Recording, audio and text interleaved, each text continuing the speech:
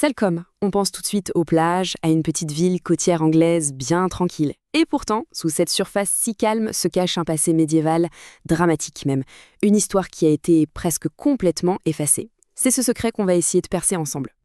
Et le cœur de l'énigme, il est justement là. C'est cette citation de l'historien Harold Fox. Il a décrit Salcombe comme un établissement oublié. Alors qu'est-ce que ça veut dire, oublié? Eh bien concrètement, ça signifie que la ville n'apparaît dans aucun grand registre de l'époque. Rien. Pas de statut administratif, pas de vieille église paroissiale. Bref, aucune de ces institutions officielles qui, normalement, laissent des tonnes de traces pour les historiens.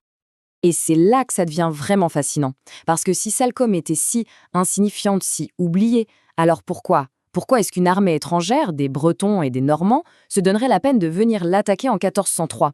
On voit bien la contradiction, non? C'est ça qui va être notre fil rouge. Comment un endroit peut-il être à la fois oublié et en même temps assez important pour devenir une cible militaire?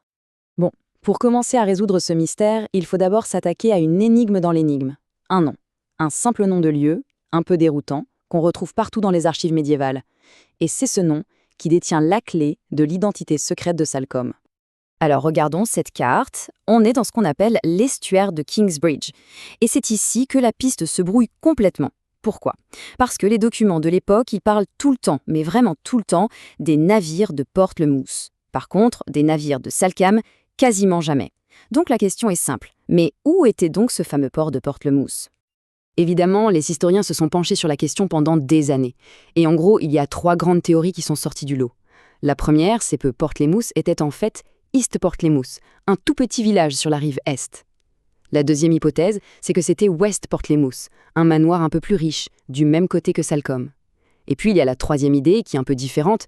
Et si Portlemouth n'était pas un seul endroit, mais un nom collectif pour tous les ports de l'estuaire? Et il semblerait bien que la solution la plus probable, c'est la troisième.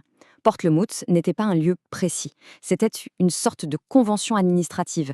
Pensez-y comme le nom d'un syndicat de plusieurs petits ports locaux. Et donc, Salcombe faisait partie de cet ensemble, un ensemble bien plus grand et bien plus puissant qu'on ne l'imaginait.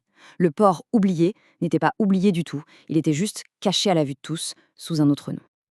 Ok, donc maintenant qu'on a résolu cette question d'identité, on peut se demander qu'est-ce qui rendait ce port, ou plutôt cet ensemble de ports, si important? Eh bien, son moteur, c'était le commerce. Un commerce vraiment dynamique et très varié.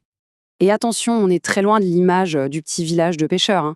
L'activité était vraiment foisonnante. L'estuaire exportait de l'ardoise et de la pierre, et pas n'importe où, pour des chantiers aussi prestigieux que le château de Windsor ou même le Mont-Saint-Michel.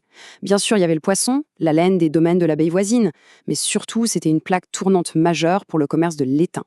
Et ce n'est pas tout, il y avait même des navires qui avaient la licence pour transporter des pèlerins en Espagne. Pour qu'on se rende bien compte de l'échelle de ce commerce, un seul chiffre va suffire. 400.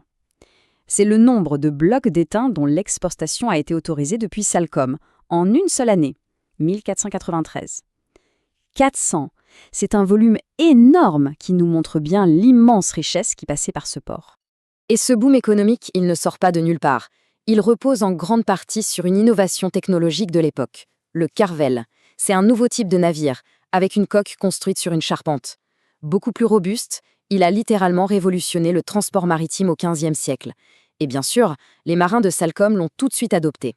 Ça leur permettait de transporter plus de marchandises, d'aller plus loin et de manière beaucoup plus sûre. Alors, on a parlé commerce, mais ce n'est qu'une partie de l'histoire. Passons maintenant à la guerre.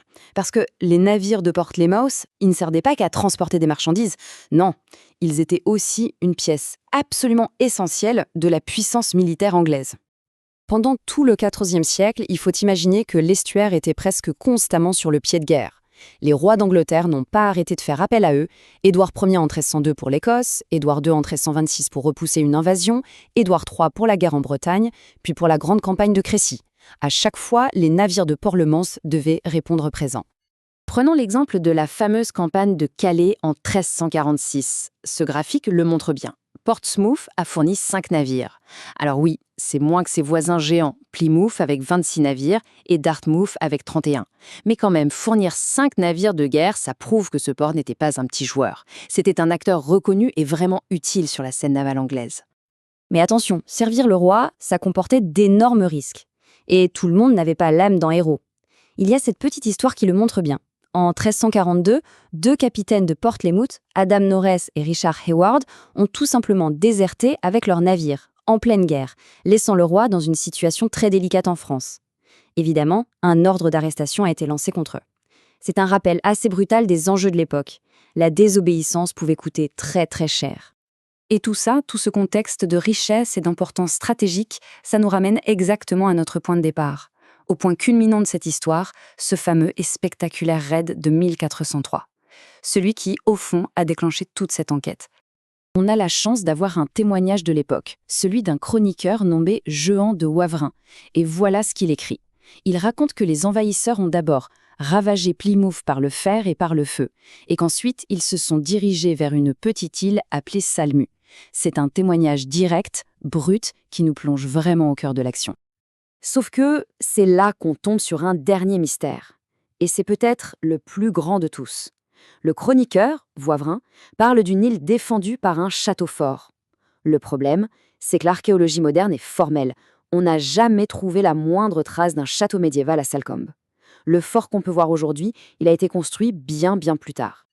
Et l'énigme ne s'arrête pas là, elle s'épaissit même. Le chroniqueur parle d'une île assez grande pour être attaquée et pillée. Sauf que, si on regarde une carte, ça ne colle pas. Les seules îles qu'il y a dans l'estuaire sont minuscules, des simples rochers. Alors, qu'est-ce qui s'est passé? Est-ce que les assaillants ont confondu une presqu'île, une de ces avancées de terre, avec une île? C'est possible. Mais pour l'instant, le mystère reste complet. Finalement, l'histoire de Salcombe nous le prouve bien. Un lieu qu'on croit oublié peut en réalité cacher un passé incroyablement riche, fait de commerce, de guerre et de mystères non résolus. Et ça amène une dernière question, une question qu'on peut tous se poser. Combien d'histoires comme celle-ci sont encore là, cachées, juste sous la surface, et qui n'attendent que quelqu'un vienne les redécouvrir?